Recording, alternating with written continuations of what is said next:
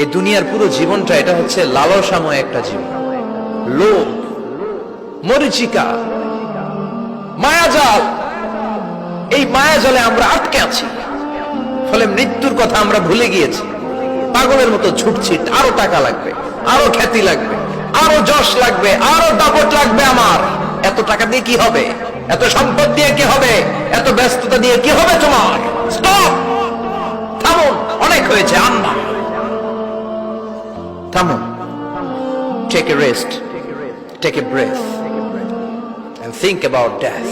Think that you have to go back to your Lord. একটু বসেন না, একটু ভাবেন যে আমাকে চলে যেতে হবে, চলে যেতে হবে। এই কোলাহল, এই ব্যস্ততা, এগুলো থাকবে, থাকবো না আমি।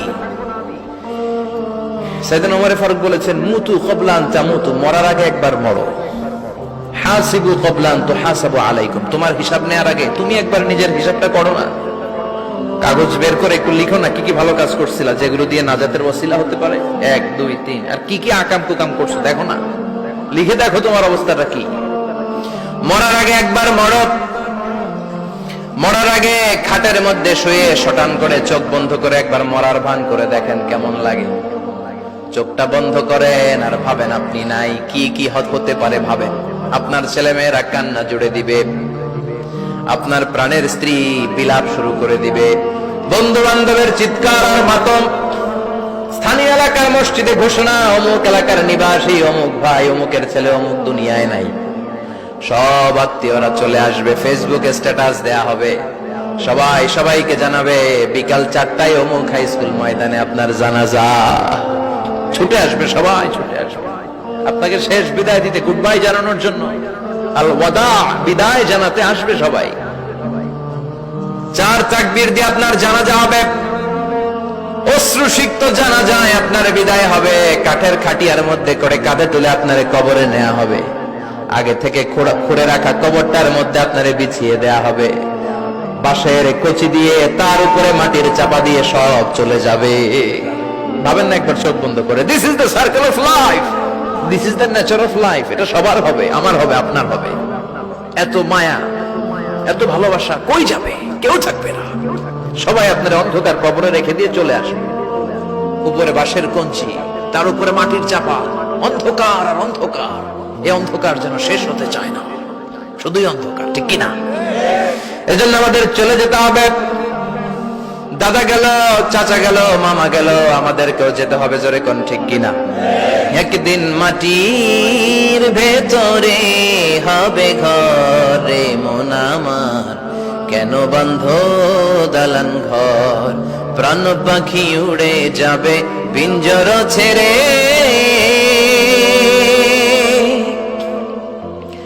ধরা ধামে সবই রবে, তুমি যাবে চলে।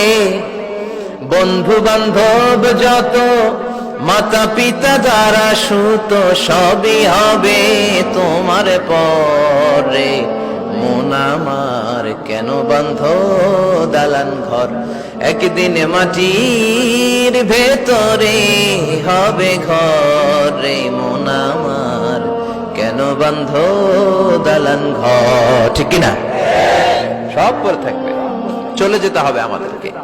এজন্য আখিরাতের কথা যেন আমাদের স্মরণ হয়। বিশ্বনবী বলতেন, নাহাইতুকুমান জিয়ারাতিল কবুর, আমি তোমাদেরকে কবর জিয়ারত করতে আগে নিষেধ করতাম, কিন্তু এখন নিষেধাজ্ঞা প্রত্যাহার করে নিলাম। এখন সব সময় তোমরা কবরের সামনে যাবা আর জিয়ারত করবা। কবরস্থানে জানতো, বড় কৃষ্ণপুরের এই গ্রামের কবরস্থান আছে কোন দিকে? পূর্ব দিকে আছে, গোখরার জলের ওদিকে। যান আপনারা, একটু যাবেন, একটু গেলে আখিরাতের কথাটা স্মরণ হবে।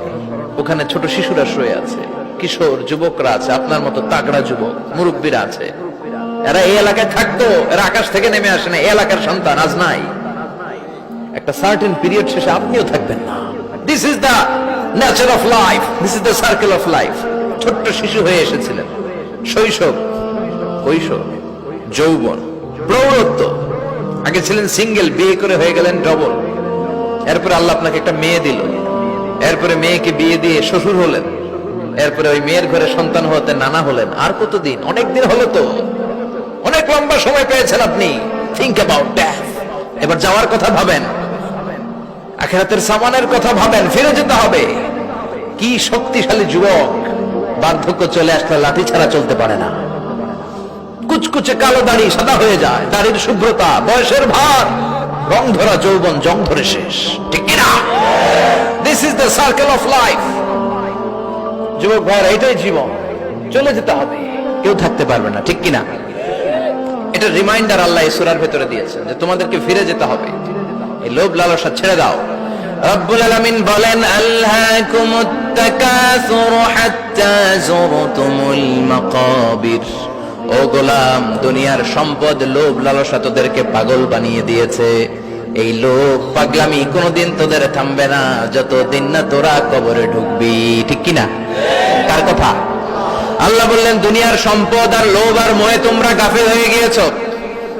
আখিরাতের কথা বেমালুম তোমরা ভুলে গিয়েছো, কিন্তু আখিরাতে তোমাদের যেতেই হবে, কবরের বাড়িতে তোমাদের ঢুকতেই হবে, ঠিক কিনা? যেতেই হবে। আমরা ভুলে যাই।